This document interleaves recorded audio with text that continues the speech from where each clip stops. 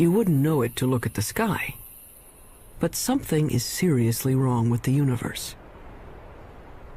Astronomers have suspected it for some time. Now they're pretty sure. For one thing, the universe may be billions of years too young. For another, part of the universe has been missing, a big part. Fact is, there have been several discoveries recently that threaten to topple our understanding of the universe like a house of cards. Scientists generally agree that the universe is very, very old. But now there's a theory that it may actually be younger than it looks, if you look closely enough. What in the world is going on with the universe? Astronomers have found, calculated, or conjured up outlandish, appalling things. Whispers from space left over from the moment of creation. Dark stars, dwarf stars, stars that eat each other. Stars clumped in galaxies, and galaxies clumped in larger, stranger structures. Only recently have we even begun to understand the scale of it all. We have discovered things so small. At a 10 millionth of a trillionth of a trillionth of a trillionth of a second is the earliest time we can really talk about. And expanses so vast. That's expanded by a fraction of a million times a trillion times a trillion. The researchers need a special notation. A billion times a trillion degrees. To write out the incredible distances and magnitudes involved in understanding the universe. Suppose we were to begin with Peoria. Peoria is the center of the universe. Well, not exactly, but the director of the planetarium has built a scale model of the solar system in and around his Illinois city. How's it going, Dave? Morning, Joe. Morning. A little bit to the left. I think you missed a spot. A sunspot, There. get it? You got it. The sun in this model is 36 feet high. Mercury is closest to the sun, of course,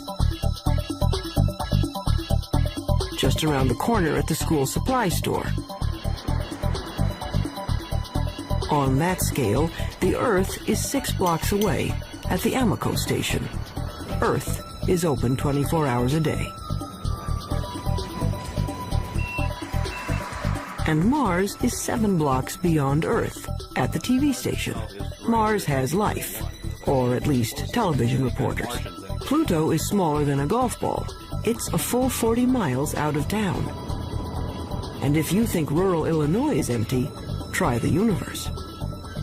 The 40 miles to Pluto, on Peoria's scale, represent 3.5 billion miles.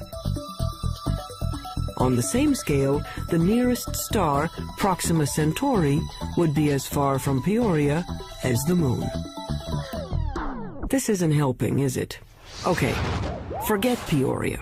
Our sun is bright because it's close, just 93 million miles away. Stars are suns, but farther away. The nearest star is 25 trillion miles away, so far that light from Proxima Centauri, light, the fastest thing in the universe, takes 4 years and 4 months to get here. They say the star is 4 1/3 light years away. Our sun is just one of the billions of stars in the galaxy we call the Milky Way. How far across is the Milky Way? Real far, 100,000 light years. And the Milky Way is just one of some 50 billion galaxies. It's 1 million light years to the nearest galaxies and tens of hundreds of millions of light years just to cross our galactic neighborhood. It has been said that someone looking at the universe is like an ant contemplating a skyscraper times a billion.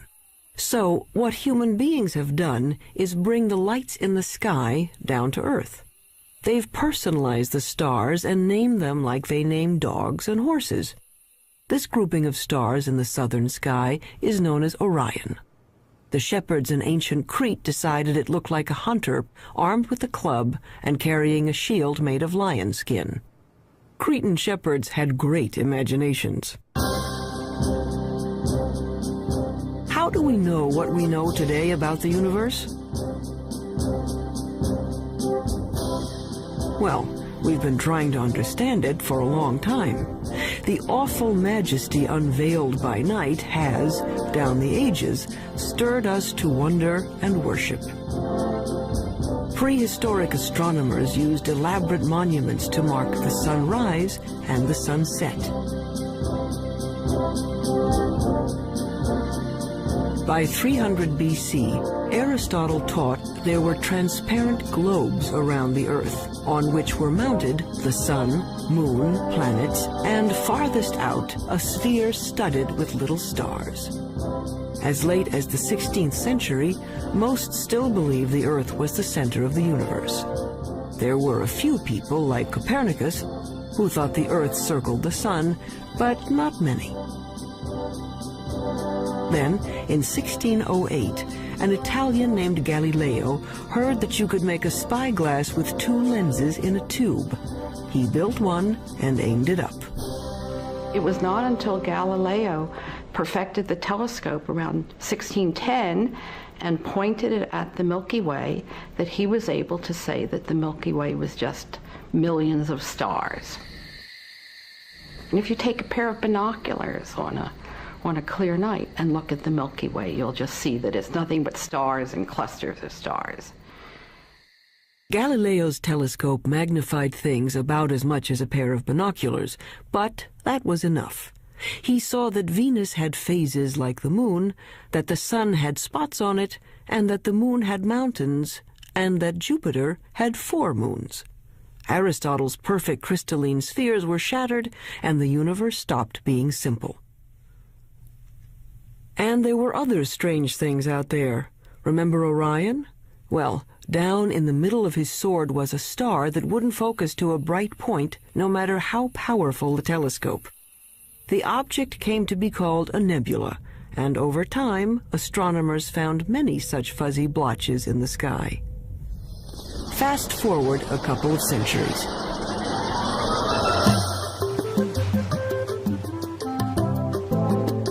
By 1924, the big astronomical telescopes had mirrors as well as lenses to concentrate the light. The one on Mount Wilson in Southern California had a collecting mirror 8 feet across.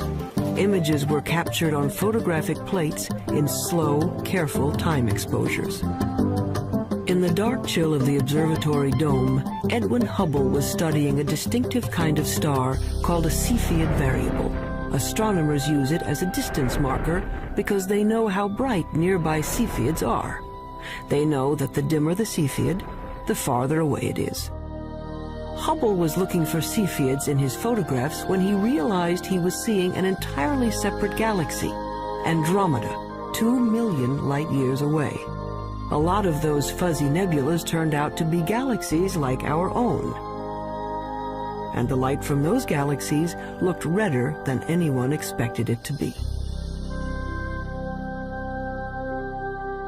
It's just like the pitch of a car engine. You know, as a car goes zooming by, you hear the engine kind of go. With light, when something's coming toward you, the spectrum gets shifted toward the blue. When it's going away, it gets shifted toward the red. It was Hubble who recognized the significance of the red shift in the light. All those galaxies must be moving away from one another at terrific speeds. The entire universe was growing. The idea of an expanding universe surprised just about everyone and made a lot of scientists uneasy, even Einstein. Researchers wanted to believe in a universe that always was and always will be, eternal. But galaxies flying away from each other meant that once, long ago, they were clumped together. It meant something started them moving. The universe had a beginning. Today, it's called the Big Bang Theory. First, the universe was a bright, hot point, smaller than an atom. In the mother of all explosions, it started expanding. Eventually, the hydrogen gas in space cooled down and began to form stars and galaxies of stars. Galaxies flying outward, surfing along on the expansion of space itself. So now we can calculate the age of the universe. It's the kind of mathematics you do on a motor trip. If your speed is 30 miles an hour and you've traveled 60 miles, you can figure you've been traveling for 2 hours. The red shift tells us the speed of stars, and the milestone Cepheid stars tell us how far they've traveled.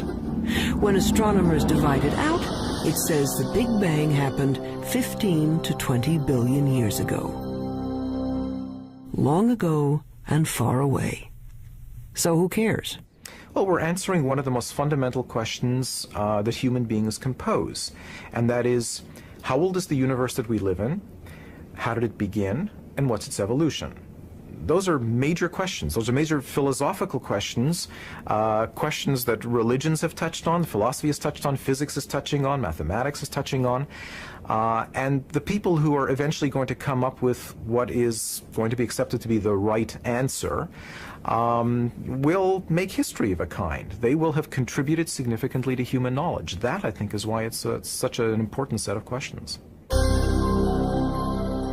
And there's been a growing sense, as the millennium approaches its end, that the right answer is on the tip of our tongues, so to speak.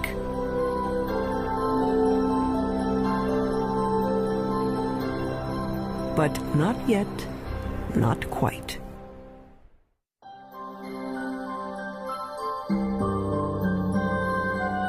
Today's stargazers usually head for the hills. Hawaii's Mauna Kea, the Chilean Andes, Arizona's Mount Hopkins.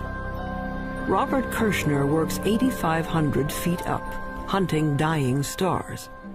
I really like coming to the mountain. I like getting away from all the 100 distractions that you have when you're busy, and people are coming in to see you about all kinds of things, and the makeup exam and all that kind of stuff. And to just concentrate for a couple of days only on the scientific investigation, only on what you're trying to do, it's very, very good. Light pollution has chased astronomers out of the cities to lonely vigils in remote locations.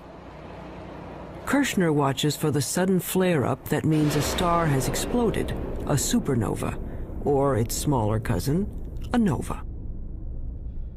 The kinds of things I'm working on, these supernovae, which are events that come and go, if you don't get it this year or this month, that one is gone. You just lose the chance.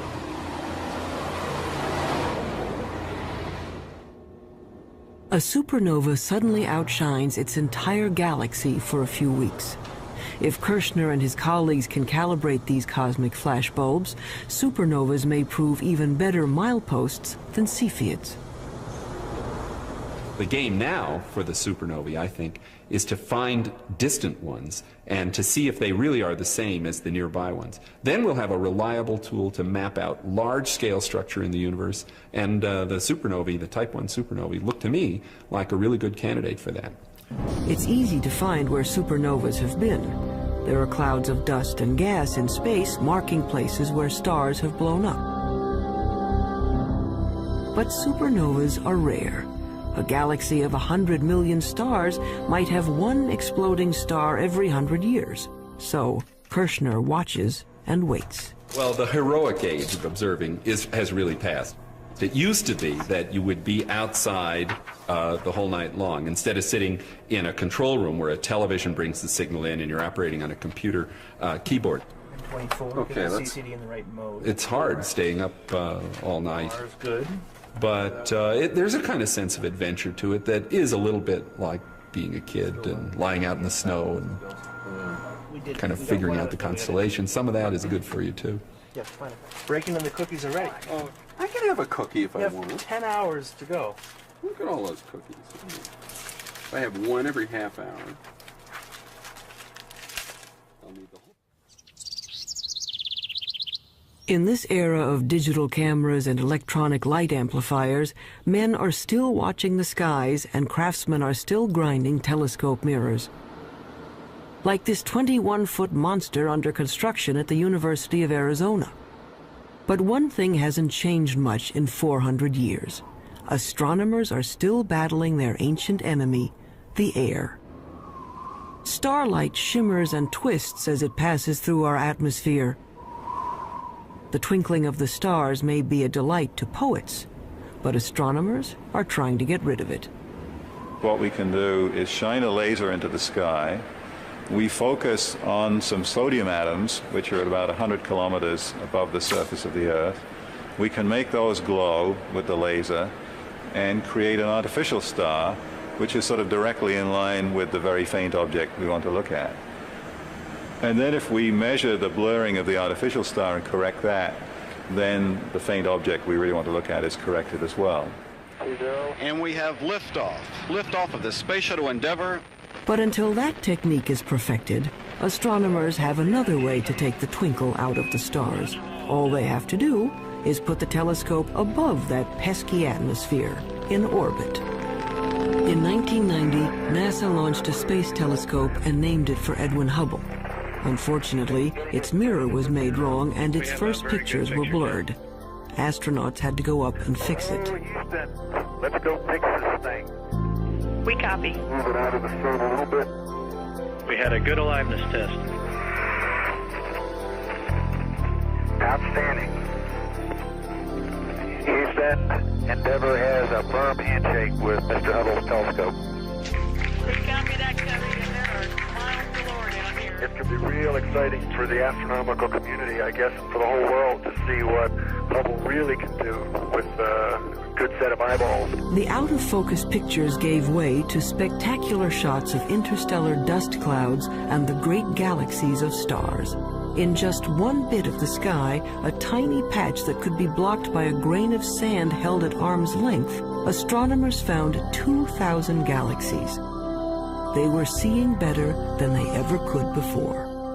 So one way of looking at it is if there was a firefly in Tokyo, and here we are in Washington looking at it, we could tell if there was another firefly 10 feet away. We'd actually be able to distinguish them. In 1994, at the Space Telescope Science Institute in Baltimore, astronomer Wendy Friedman was using the newfound clarity of the Hubble to observe the heavens and stumbled into the cosmological controversy of the decade. Yeah, I just wanted to ask you not to break out any observations until I give you a clear. So when were these images taken? She and her team, like Edwin Hubble before them, were looking at those milestone stars. My cosmic rays aren't nearly as apparent. For our work, we need a telescope out in space because what we're after is a certain kind of star. It's called a Cepheid, and we have to be able to detect that kind of star against the background of a galaxy. And the Earth's atmosphere smears and blurs our view, and we can't detect those stars. Friedman got the best readings yet on Cepheids in a neighboring galaxy, and a measurement of its distance. Using the redshift speedometer, she calculated a new age for the universe. Our preliminary measurements indicate that the age of the universe is somewhere in the range from 8 to 12 billion years. And that immediately brings about a conflict with other ages that have been measured. That's a problem. Her universe is younger than some stars, and the age dating of stars is very accurate. Scientists can read a star's chemical changes like a clock. When we look at a cluster of stars, hundreds or thousands, it doesn't really matter. What we have to do is go in and measure the brightness of the brightest star that's left in the cluster, that's still burning hydrogen in its core. And that star is the minute hand on the clock, because that's the star that is closest to burning out its hydrogen, closest to ending its life, and that's a direct measure of the age of the cluster. But unfortunately, the star clock has been running 6 billion years longer than Friedman's universe. But we're looking at globular star clusters, 100,000 to 1 million stars, and they're being age dated by several very reputable groups of physicists, astronomers, and they're all coming up with ages 17, 18, 19 billion years. That's a problem. We're very close to having a kind of contradiction between the ages of the stars and the age of the universe. This would be quite embarrassing, because you really shouldn't be older than your mother.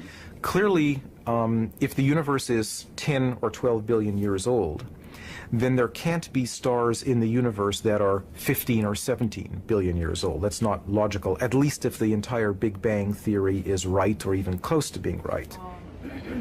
Wendy Friedman is well aware of the dilemma. She knows that, like many other puzzles about the universe, this one will probably be around for a while.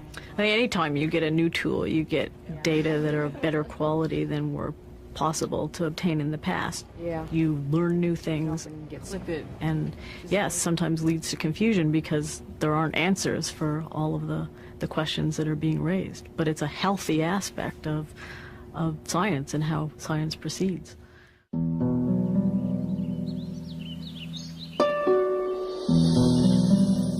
There's more to the universe than meets the eye. We can see only a small part of what's going on out there. What we call visible light, the rainbow from red to violet, is a small slice of a larger spectrum. But there are other ways of seeing. With the right technology, you can look at the world and everything from X-rays to infrared to radio waves. In the last few decades, the new tools have brought a previously hidden universe into view.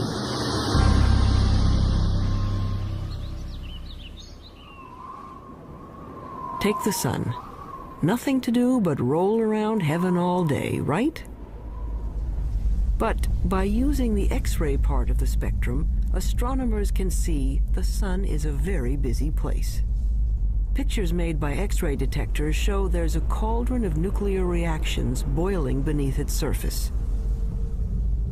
Using film sensitive to ultraviolet, we can see great plumes of superheated gases rising from the sun's surface.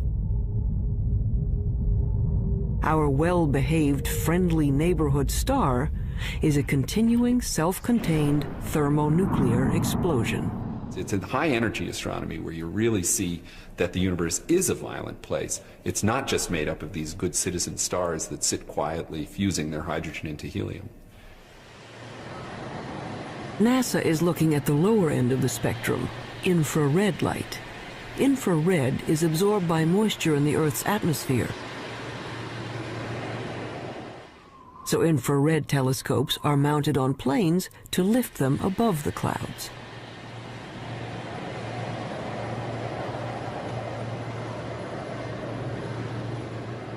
Just like fog lights on your car will enable you to see deeper, in the infrared you can see deeper into the universe. We warm human bodies shine in the infrared.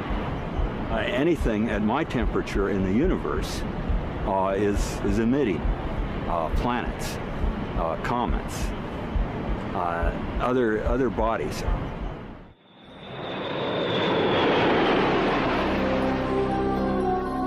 The star-forming regions of the universe are often hidden from view by dust clouds, until infrared astronomy allowed us a way in. Now we can see clouds of frigid hydrogen gas condensing and starting to heat up as stars. The sky in the infrared is a strange and wonderful place. Once we learned where to look, we could peek into these stellar nurseries and snap some baby pictures. This is Hubble's view of the Eagle Nebula. The bright spots on the edge of these monstrous pillars of gas are brand new suns.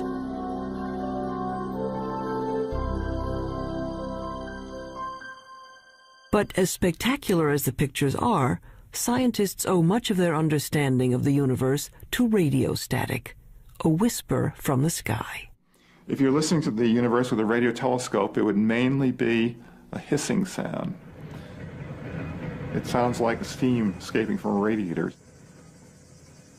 They heard it first by accident. In 1965, researchers at Bell Telephone Laboratories had built a powerful listening station to hear signals from the first of America's communication satellites. But they were distracted by an ultra-low frequency hiss from everywhere in the sky. What they were picking up was energy from the bright flash that started the universe, an echo of the Big Bang itself.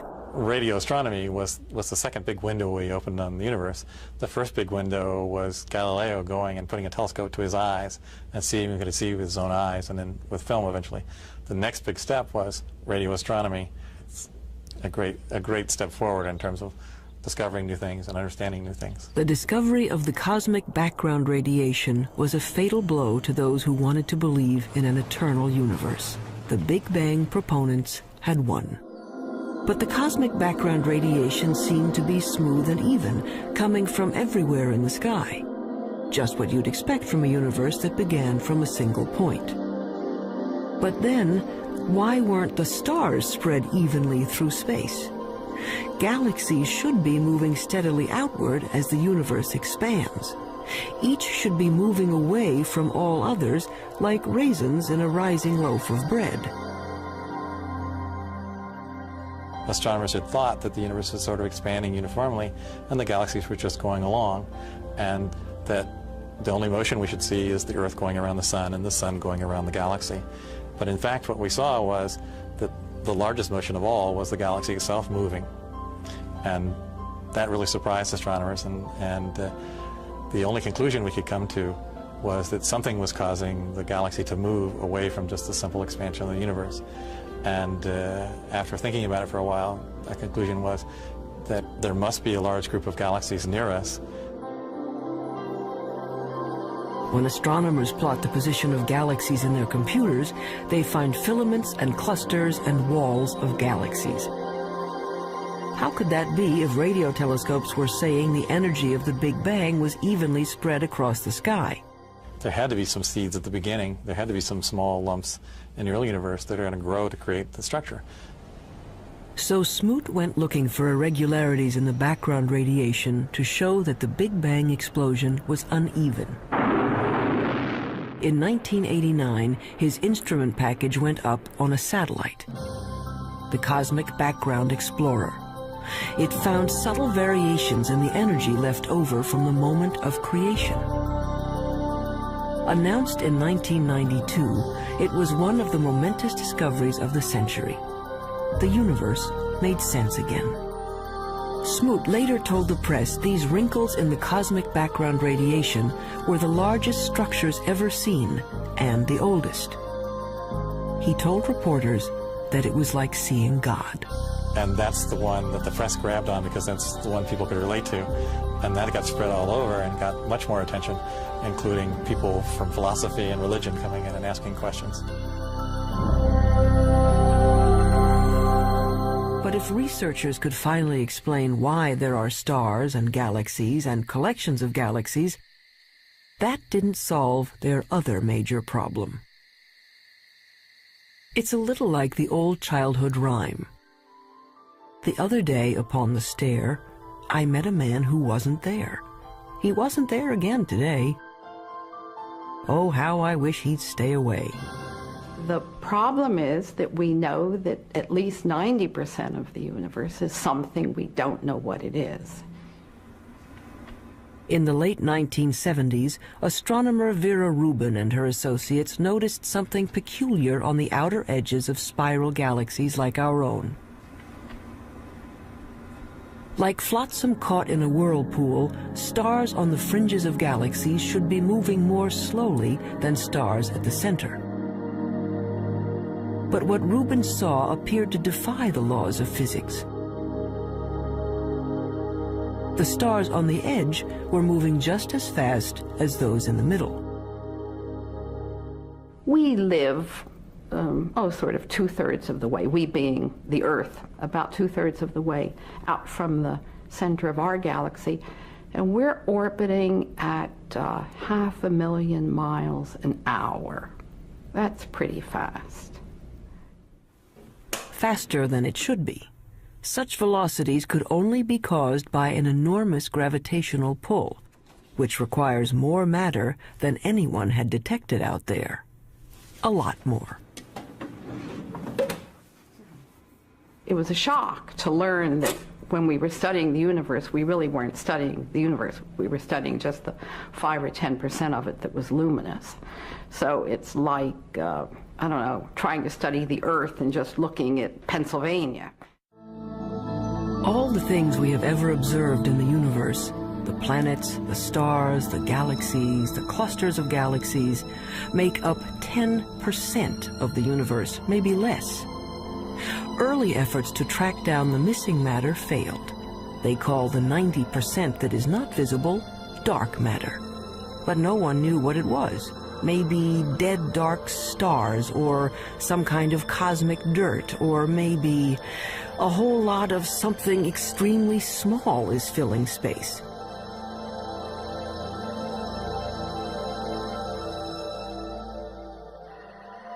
Subatomic particles called neutrinos might make up part of the missing mass, but not enough. Scientists went looking for other candidates.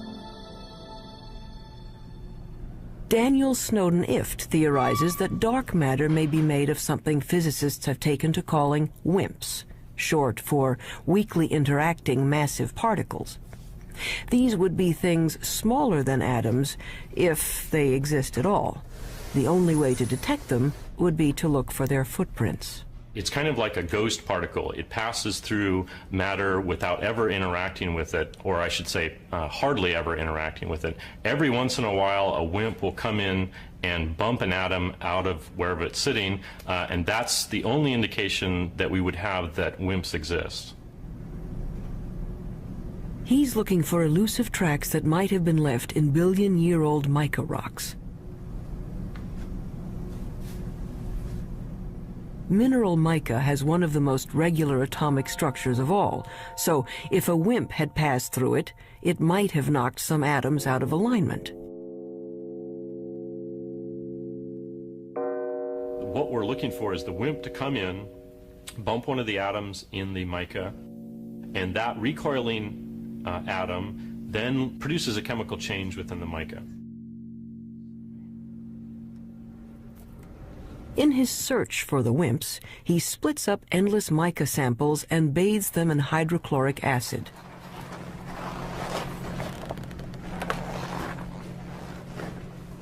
It's a little bit like developing a photograph.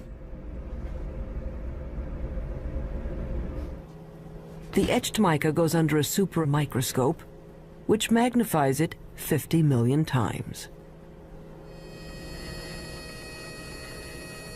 Mica may be the perfect place for clues to the missing mass. Unfortunately, to date, Daniel Snowden-Ift hasn't found any WIMPs. Researchers stunned a 1996 meeting of astronomers when they announced they had found the dark matter, or at least some of it. They had picked up ripples in starlight caused by dwarf stars too dim to be seen directly. A halo of these objects surrounding galaxies would account for the missing part of the universe. To bug the physicists looking for WIMPs, the astronomers call these tiny dense stars machos, massive compact halo objects. The research to confirm the mysterious source of gravity goes on. I would like to think that in 10 years we know what the dark matter is, but I wouldn't bet very much money on it. But advances usually come in very surprising ways.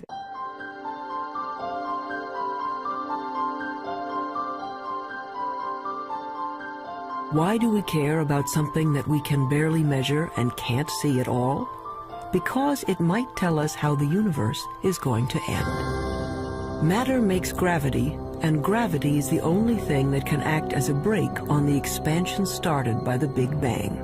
If there is not enough dark matter, the universe may go on expanding and cooling to end not in a bang, but a shiver.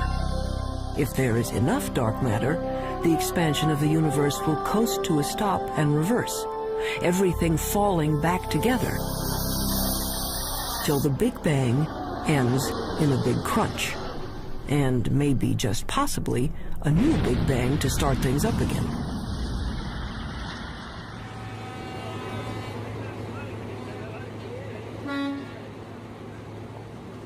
Albert Einstein, among other things, revolutionized the way we think about good old gravity.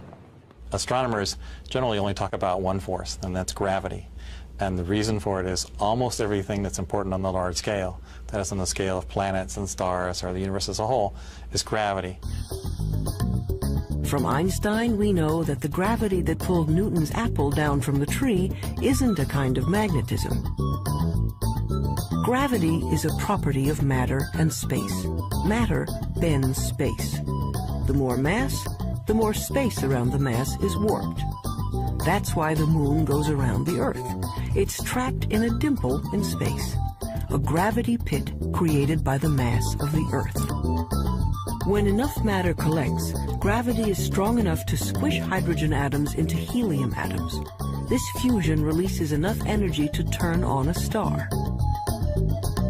But gravity is also a star killer. Stars are born, age, evolve, and eventually die, just like people. They have a regular life cycle. During the entire life of any star, there is this delicate balancing act, because gravity is always at work trying to crunch the star down into a small point, and the high internal pressures are trying to blow the star up and blow it apart. And for about 90% of the life of the star is in nearly perfect equilibrium. And it just sits there, burning away and producing radiation. But when the fuel is gone and the fires go out, gravity is free to collapse the star. A medium-sized star like our Sun will burn steadily for 10 billion years. Then, in a kind of cosmic spasm, it will puff up to engulf the inner planets before collapsing into one of those white dwarf stars. A star twice the mass of our Sun would collapse even farther, ending up as a super-dense star the size of New York City, a neutron star. A teaspoonful of stuff from a neutron star would weigh 100 million tons. But what happens to a bigger star when its fires die down? Say a star 50 times the size of the Sun. It may blow up as a supernova, leaving a neutron star, but then it keeps on shrinking to infinity. An infinitely small point with a gravity so powerful that not even light can escape. There's no there there. It's a black hole. And the analogy that we have to space being stretched by the material is you have a rubber sheet and you put a ball on it and it causes a dent. Put a heavier ball, it'll cause a deeper dent. If you put a heavy enough ball, it'll just tear through the rubber sheet altogether. If you force too much matter into a limited amount of space, it'll just tear space like tearing the rubber sheet. You can be forgiven for thinking a black hole is some sort of weird science trick. An infinitely small, invisible star defies common sense. It's what happens when you use mathematics as your lens on the universe. But out here on the high desert of New Mexico, they've found that black holes do exist outside of equations. 27 giant radio dish antennas, each 80 feet wide, are positioned over 13 miles to form a single huge radio telescope. They call this very large array of antennas the VLA, which stands for the Very Large Array of Antennas. James Moran is one of the world's foremost radio astronomers. The VLA has had a tremendous impact over the last 15 years. It's very important because it has tremendous versatility. This technique of radio interferometers was developed after World War II, but this is the first really big array. Dust obscures light rays, but this instrument can penetrate that dust because radio waves go right through the dust, and we can see down to the core of things that can't be seen in optical astronomy, for example. It turns out that a black hole can create radio signals as it sucks in matter. The signals can show up as a beam of microwaves, a microwave laser, or maser. Why you would find a maser in a black hole is a complete mystery. I don't think anybody would ever have predicted this. What we have found is that there's actually a very light molecular cloud in a disc shape. My friends refer to it as the maser frisbee. We didn't go looking there hoping to find something coming out of a very compact region around the black hole. It just plopped onto our computer printouts. A black hole can attract dust and gas in its neighborhood into a whirling disk of molecules. Those molecules release great bursts of radio energy as they are drawn in. There seem to be black holes made not from single stars, but from whole clusters of stars. They have a mass 100 million times that of our sun. But these monsters are still infinitely small points, capable of gobbling up other stars. But where does the stuff that falls into a black hole go? Does it just fall out of the universe? Possibly. Or it may pop up somewhere else in space. If you'll excuse an indelicate metaphor, there may be white holes regurgitating matter eaten by black holes in another part of the universe, a wormhole in the fabric of space and time, allowing you to go from one location to another without crossing the space in between. Or it might go to another universe entirely. Astronomy's reigning theoretical genius, Stephen Hawking, proposed that the black holes in our universe might well give birth to other universes. In fact, there might be any number of universes, like bubbles in the bath.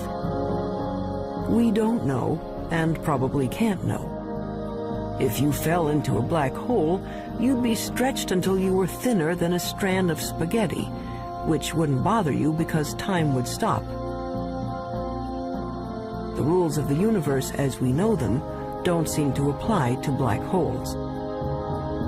That's what happens when you start messing around with infinities. It leaves us with a universe with holes in it. A universe with a lot of room for imagination.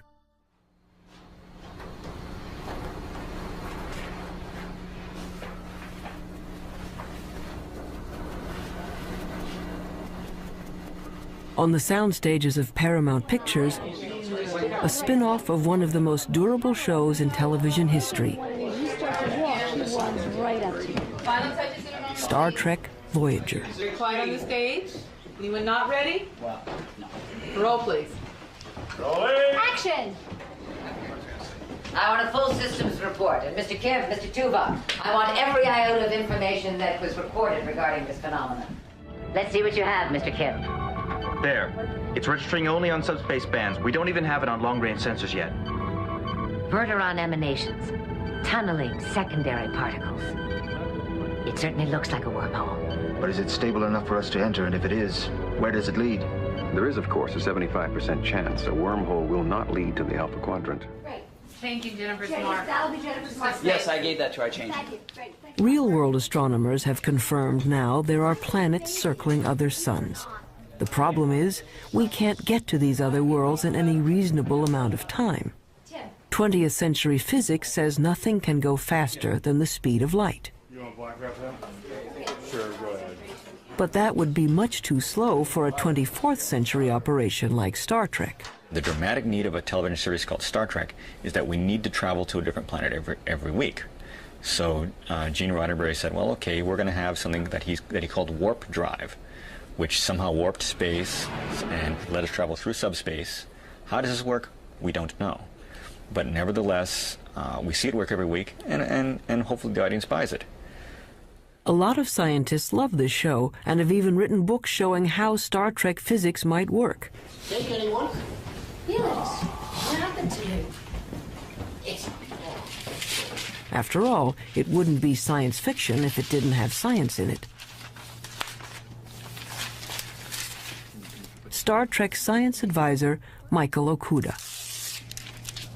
Our core fan audience is tremendously scientifically knowledgeable, and when we violate the laws of physics or the laws of physics according to Star Trek, they let us know, so they keep us honest. In the third season of the show, once we had a phaser come out of a photon torpedo port, something that I, to this day, don't know the difference between. And we got over 100 letters the next day. Any analysis yet, Ensign? Too far away. We'd have to be within 1,000 kilometers to get a detailed analysis. But that would mean a significant course change. Well, Mr. Kim, if there's even the possibility of finding a wormhole, I think we can afford a detour. Scientists take wormholes seriously enough that they have become an assignment in George Smoot's physics class. Given a wormhole a couple of miles across, students are asked to calculate what could pass through without being destroyed by gravitational tides. The smallest piece of electronics that wouldn't be torn apart in terms of going through this. And the answer was, it's something that's smaller than a chip, but it's roughly the size of a chip. And so, you know, in science fiction shows, they just show small wormholes that you go into, but in reality, the wormhole would have to be quite huge. But theoretically, at least, you could go someplace else in space or time. As far as physics goes, a wormhole is a loophole in the laws of the universe.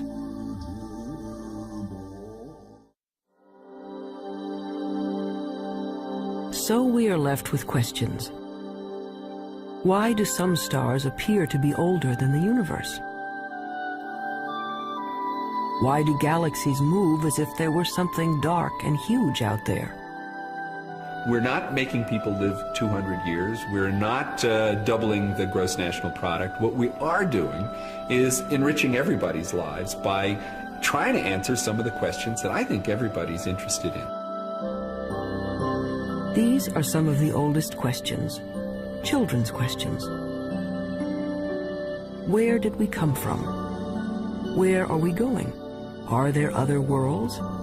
What is outside the universe?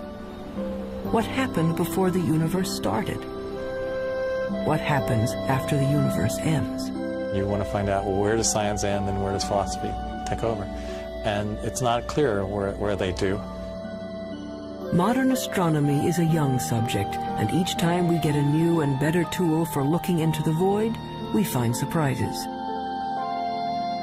More and more data that doesn't quite fit. And I think it's portrayed as if the field is in total confusion and chaos, and I think very often it appears that way at the forefront when things are not understood and there are unsolved problems. But progress is being made. The fact that we're able to take these subtle clues, that things you can barely measure with the biggest, most sophisticated instruments, and figure out that they are telling you about what the universe was like 15 billion years ago, I think that's a terrific thing. Why does the universe exist? Given the fact that it does exist, the fact that it is as exquisitely beautiful, as exquisitely tuned as it is, that it works as astonishingly well as it does, and that we, very tiny creatures on a rather remote planet, not in any special place in the universe, have been able to evolve in this universe and sense the universe, the entire universe around us, that we can sense that there are things out to 15 billion light years away from us. That to me is just a mind-boggling concept. We are the only star in the universe that we know about that has life, so perhaps that makes one feel a little more unique and life a little more precious thing, knowing that it doesn't seem to be that common. We are part of the universe. The material that we know, the matter we're made of, started out as atoms produced by exploding stars. I like very much the fact that every atom in our bodies has come from some star. If there were no stars, the universe would be all hydrogen, and none of what we know would exist. And that's why it's not an exaggeration to say that human beings are stardust, because the iron in our blood and our hemoglobin and the calcium in our bones and all the other heavy elements in our body were created in supernova explosions. So in our quest to understand the universe, we come back to ourselves. If we are made from the elements of stars, aren't we then, in a way, the universe trying to understand itself? It's not quite what the ancients were talking about, but maybe we're in the center of the universe after all.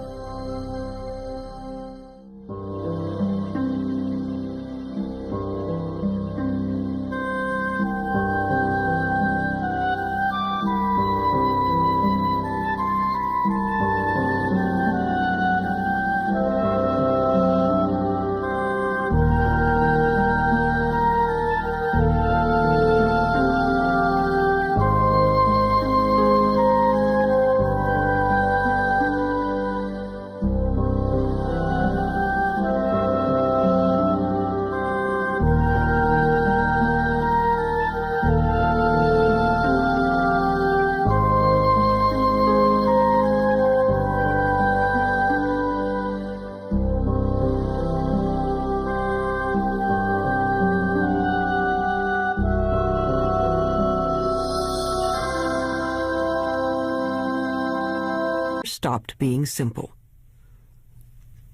And there were other strange things out there. Remember Orion? Well, down in the middle of his sword was a star that wouldn't focus to a bright point, no matter how powerful the telescope. The object came to be called a nebula, and over time, astronomers found many such fuzzy blotches in the sky.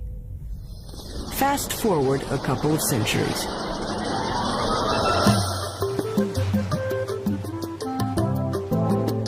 By 1924, the big astronomical telescopes had mirrors as well as lenses to concentrate the light. The one on Mount Wilson in Southern California had a collecting mirror 8 feet across. Images were captured on photographic plates in slow, careful time exposures. In the dark chill of the observatory dome, Edwin Hubble was studying a distinctive kind of star called a Cepheid variable. Astronomers use it as a distance marker because they know how bright nearby Cepheids are. They know that the dimmer the Cepheid, the farther away it is. Hubble was looking for Cepheids in his photographs when he realized he was seeing an entirely separate galaxy, Andromeda, 2 million light-years away. A lot of those fuzzy nebulas turned out to be galaxies like our own. And the light from those galaxies looked redder than anyone expected it to be. It's just like the pitch of a car engine, you know, as a car goes zooming by, you hear the engine kind of go with light. When something's coming toward you, the spectrum gets shifted toward the blue. When it's going away, it gets shifted toward the red. It was Hubble who recognized, try the universe. The 40 miles to Pluto, on Peoria's scale, represent 3.5 billion miles. On the same scale, the nearest star, Proxima Centauri, would be as far from Peoria as the Moon. This isn't helping, is it? Okay, forget Peoria. Our sun is bright because it's close, just 93 million miles away. Stars are suns, but farther away. The nearest star is 25 trillion miles away, so far that light from Proxima Centauri, light, the fastest thing in the universe, takes 4 years and 4 months to get here. They say the star is 4 1/3 light years away.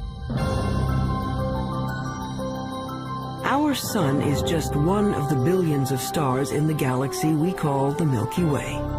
How far across is the Milky Way? Real far. 100,000 light years. And the Milky Way is just one of some 50 billion galaxies. It's 1 million light years to the nearest galaxies and tens of hundreds of millions of light years just to cross our galactic neighborhood.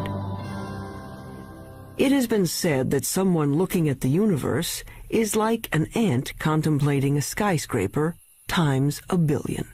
So what human beings have done is bring the lights in the sky down to Earth. They've personalized the stars and named them like they name dogs and horses. This grouping of stars in the southern sky is known as Orion. The shepherds in ancient Crete decided it looked like a hunter armed with a club and carrying a shield made of lion skin. Cretan shepherds had great imaginations.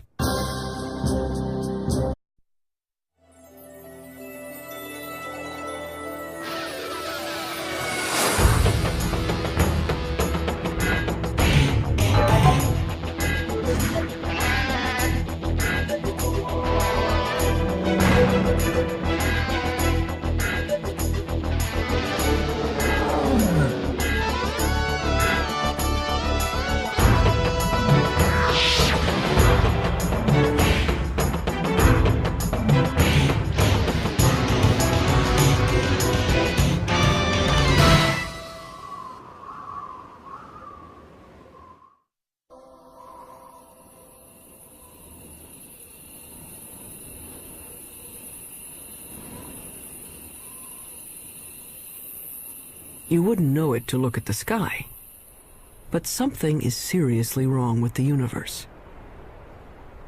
Astronomers have suspected it for some time. Now they're pretty sure. For one thing, the universe may be billions of years too young. For another, part of the universe has been missing, a big part.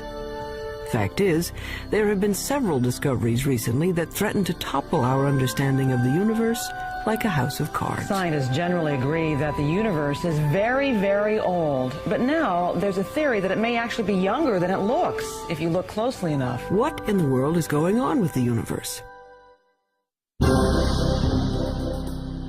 Astronomers have found, calculated, or conjured up outlandish, appalling things.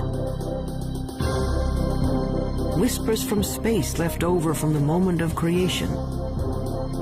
Dark stars, dwarf stars, stars that eat each other.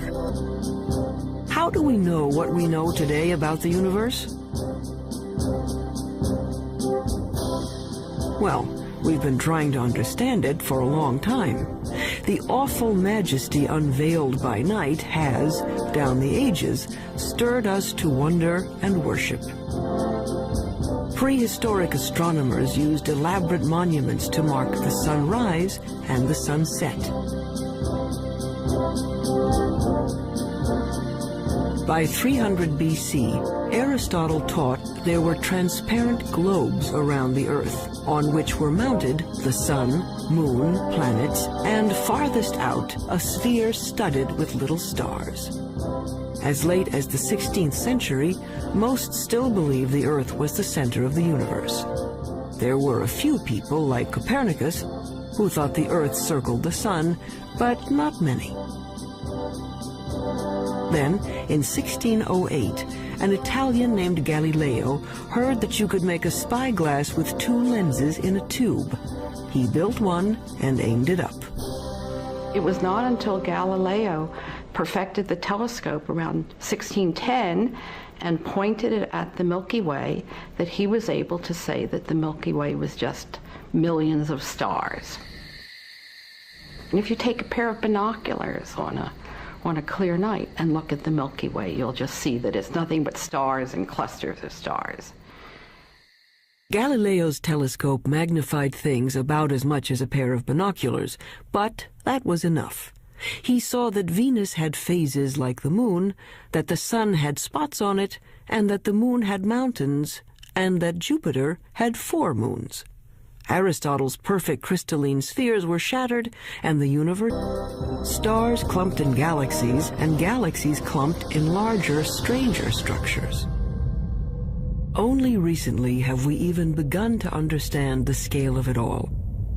We have discovered things so small... At a 10 millionth of a trillionth of a trillionth of a trillionth of a second is the earliest time we can really talk about. And expanses so vast... That's expanded by a fraction of a million times a trillion times a trillion. The researchers need a special notation... A billion times a trillion degrees. ...to write out the incredible distances and magnitudes involved in understanding the universe. Suppose we were to begin with Peoria. Peoria is the center of the universe. Well, not exactly. But the director of the planetarium has built a scale model of the solar system in and around his Illinois city. How's it going, Dave? Morning, Joe. Morning. A little bit to the left. I think you missed a spot. A sunspot, There. get it? You got it. The sun in this model is 36 feet high. Mercury is closest to the sun, of course. Just around the corner at the school supply store. On that scale, the Earth is 6 blocks away at the Amoco station. Earth is open 24 hours a day. And Mars is 7 blocks beyond Earth at the TV station. Mars has life, or at least television reporters. Pluto is smaller than a golf ball. It's a full 40 miles out of town. And if you think rural Illinois is empty,